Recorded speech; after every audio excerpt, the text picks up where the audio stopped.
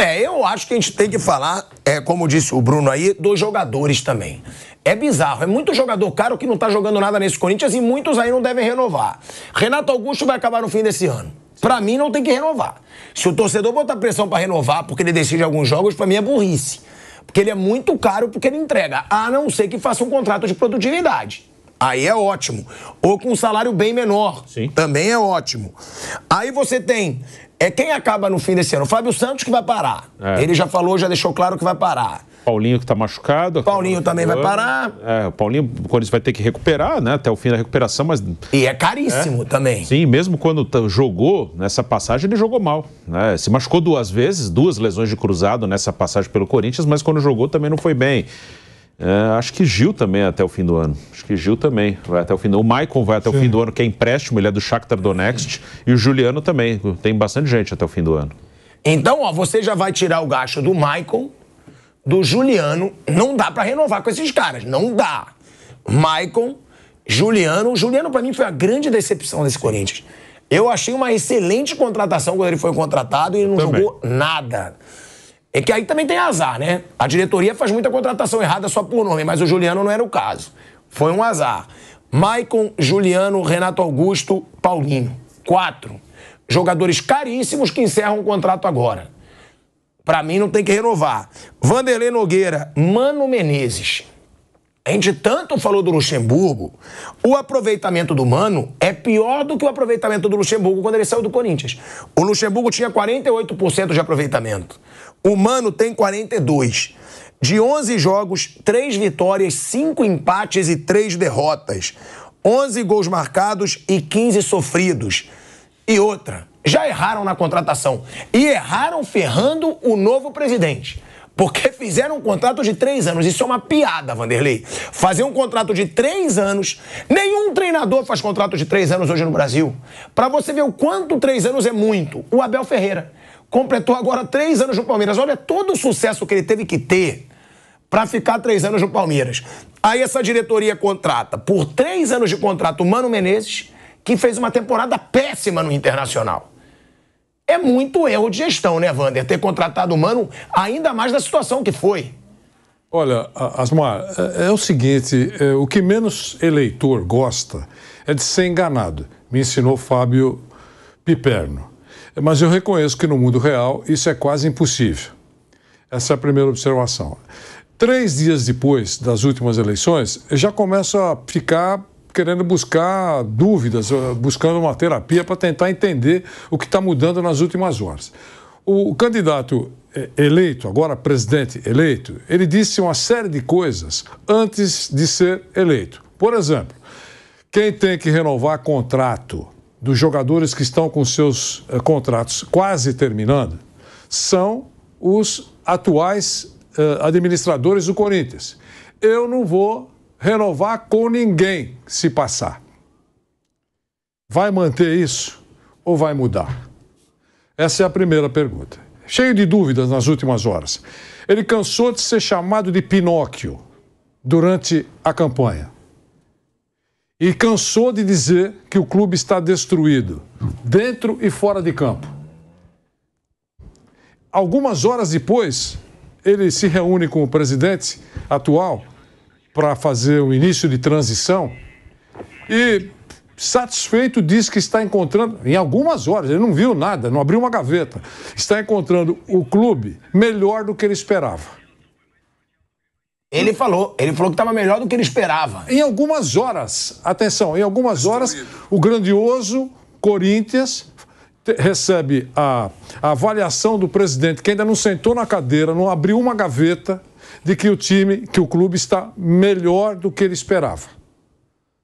Ou ele foi leviano na campanha, ou eu estou ficando maluco, né? Outra coisa, vou repetir, ele assume no dia 2 de janeiro. Hoje, ele já está preparando uma reunião com o Mano. Ele já sabe quem vai sair e já sabe quem vai ficar? Essa é uma pergunta que o torcedor acho que quer saber. Ele conhece em algumas horas a realidade, profundamente, a realidade financeira do Corinthians. Ele já contatou uma auditoria de reputação internacional para passar um pente fino do Corinthians de cabo a rabo, como ele prometeu? Ele vai cumprir essas promessas importantes? Ele prometeu uma auditoria geral, né? De cabo a rabo. Ele vai cumprir essa promessa? Ele vai mostrar os resultados para a torcida do Corinthians, para os eleitores? Eu não vou mostrar para a imprensa, não me interessa a imprensa. Tá certo, mas os seus eleitores, o Conselho do Corinthians vai conhecer profundamente o resultado de uma auditoria séria, ou como em outros clubes. Isso é padrão no Brasil, não é só no Corinthians. Os candidatos prometem uma profunda auditoria e depois engavetam a ideia. Alguns até fazem e engavetam a documentação. É muito confuso esse momento no Corinthians. Você não sabe exatamente em quem acreditar. As campanhas foram feitas aí com muita intensidade e agora parece que não é mais como o presidente eleito não acha mais aquele terror. Mas para o torcedor, o futebol do Corinthians está um terror. Veja, veja o que a política faz. A gente vai ver primeiro a tabela para ver a situação dos dois clubes. Depois a gente vai escutar essa declaração do Augusto Nunes, que o Vander citou aqui. Não.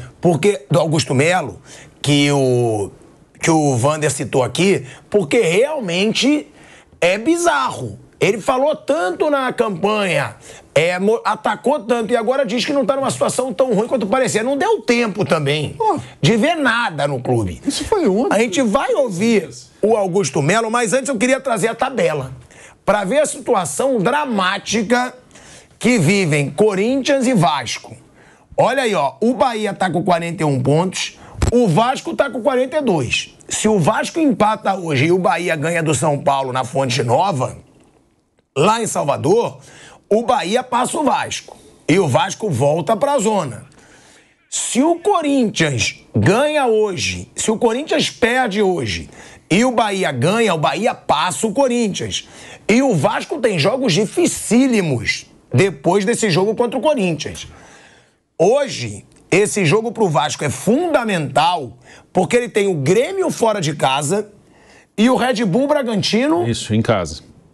Em São Januário. São Januário. Mas é um Red Bull Bragantino que tá lá no topo da tabela. Ou seja, é um jogo fundamental para os dois. Agora, o Vanderlei Nogueira levantou um assunto que realmente gerou burburinho aí nas redes sociais, que foi a declaração do Augusto Melo, depois de tantos ataques do Augusto Melo e do Negão contra o Augusto Melo, do André Negão, o Augusto Melo vence, é eleito presidente, e aí, Piperninho, com o Vanderlei também, que ele já citou, o Augusto Melo diz que o clube não tá essa draga toda, não tá ruim como ele esperava, mas deu tempo dele ver alguma coisa. Deu tempo dele fazer a auditoria geral que ele falou que ele faria. Antes da gente debater isso aqui, vamos ouvir o que disse o Augusto Melo e que gerou tanta polêmica aí nas redes sociais. Fala, Fiel. Estou aqui com o presidente do Ilho. É uma satisfação, uma transição tranquila, muito melhor do que nós imaginávamos. Vamos começar com o Corinthians também muito mais tranquilo do que nós imaginávamos. É uma honra, um prazer. Obrigado pela recepção do Ilho, obrigado por todo esse trabalho, obrigado por essa transição maravilhosa, que eu tenho certeza que vamos dar uma sequência para que a gente possa fazer um Corinthians mais forte. Obrigado por tudo. Primeiro, parabéns. Desejo todo sucesso para você. E conte comigo, com toda a diretoria hoje, para que a gente faça essa transição perfeita. Tudo que nós queremos aqui é seu sucesso. Então, que precisar de mim, de todos que fazem parte hoje da gestão, você vai... Carta branca, aberta, transparência total para você acompanhar como está o Corinthians hoje. Fiquei muito feliz com a transição. Obrigado, Lula. Obrigado, seu sucesso. Obrigado. Olha aí, Olha aí, o Vanderlei tá até rindo. Não dá, não. Eu também achei meio constrangedor. Não dá. Eu achei meio constrangedor. O Piperno, pelo que ele vê na política, ele tá acostumado com isso aí. Uma coisa mas não dá. Ele tá acostumado em ver a situação, mas tenho certeza que ele não engole a situação. Não dá, Vanderlei. Vanderlei, depois de tudo que foi, o que passa a impressão, Fábio Piperno, é que nada vai mudar. Tipo, já estamos unidos ali, valeu. Lembrando que o Augusto Melo já foi dessa chapa. Sim. né? Da chapa do Trabalhou na base. Na gestão do Roberto de Andrade, ele era da base. Trabalhou na base. Não, e não dá. O que o torcedor pensa vendo isso? Eu não sei. O torcedor, não sei.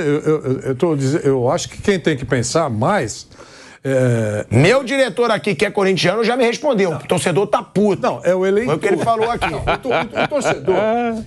O torcedor quer o bem do Corinthians. Eu sei disso. O eleitor votou por algum motivo. O seu líder, né, o líder da sua chapa, do seu lado, o líder vendeu uma mensagem. De um lado, a situação querendo prosseguir. E a oposição, que é a oposição, se não tivesse defeitos, não teria oposição. Né?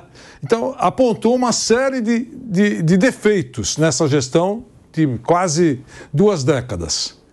Aí, faz uma declaração dessa, depois, se o cara tem na mão uma auditoria de reputação, não pode ser Nogueira auditor, não é isso. Eu estou falando uma coisa séria, certo? Então, se ele tem na mão um documento, fala assim, olha, eu me equivoquei e o clube está muito melhor do que eu esperava.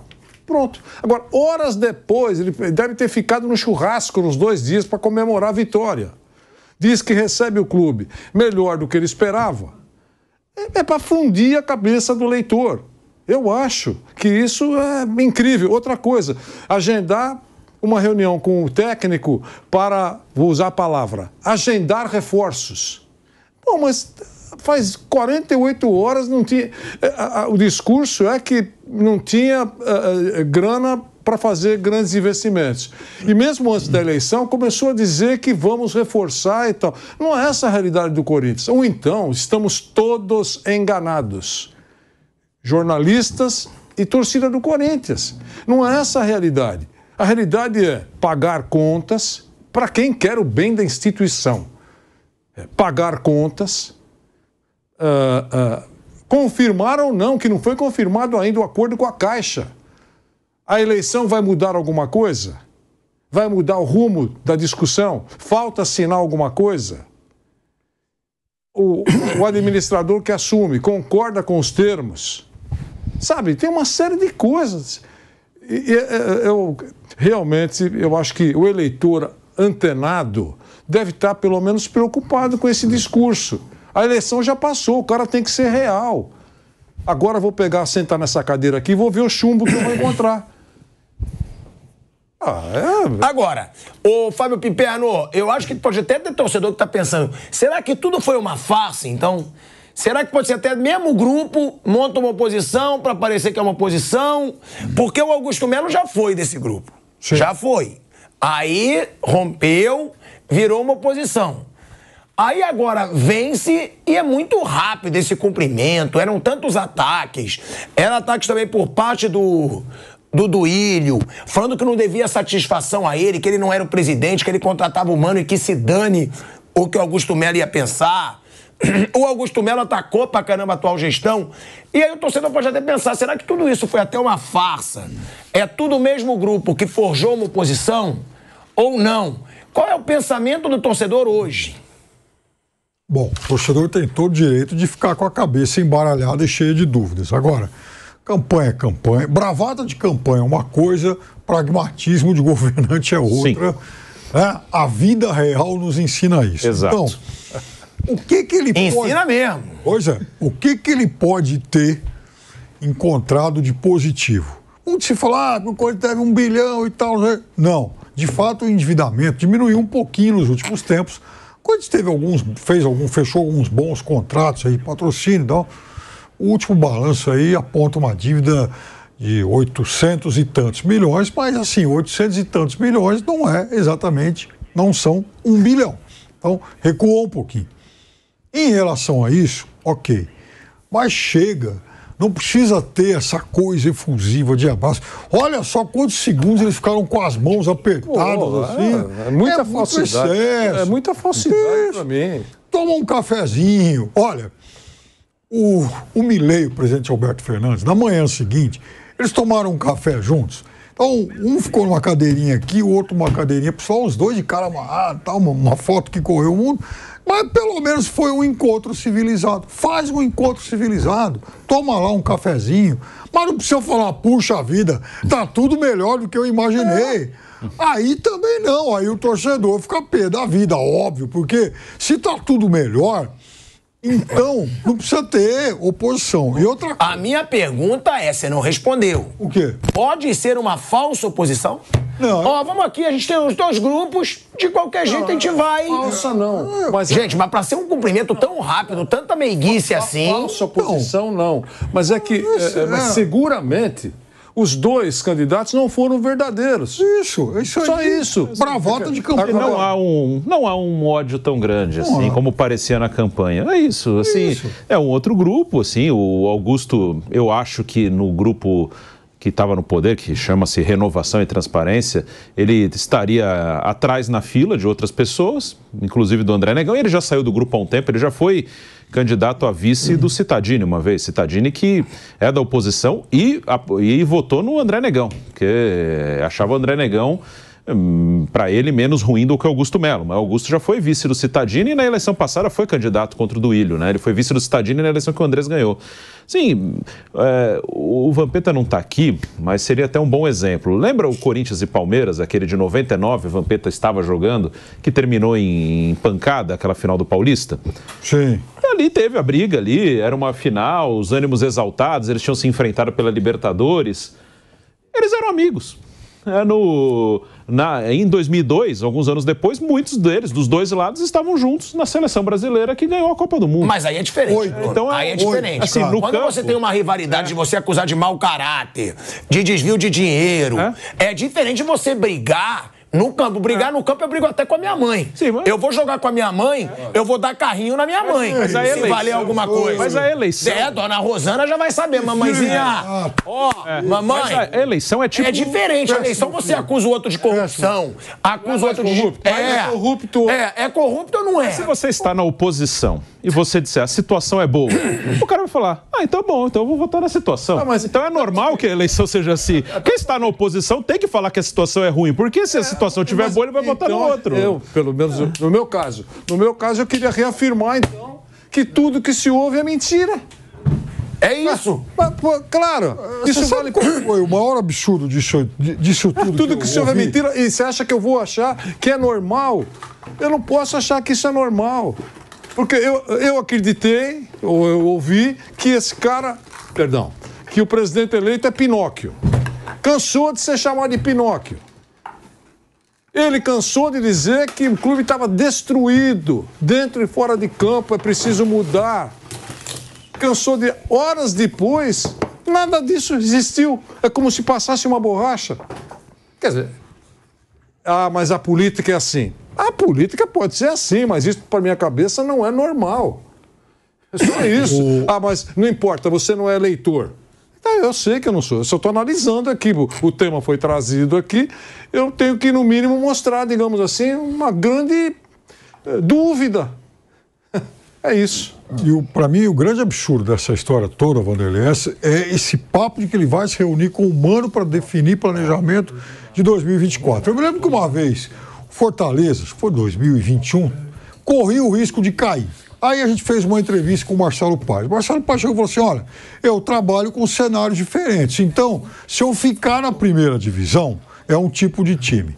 Se eu ficar na primeira divisão e for para a Sul-Americana, eu reforço um pouco mais. Agora, existe a possibilidade de cair.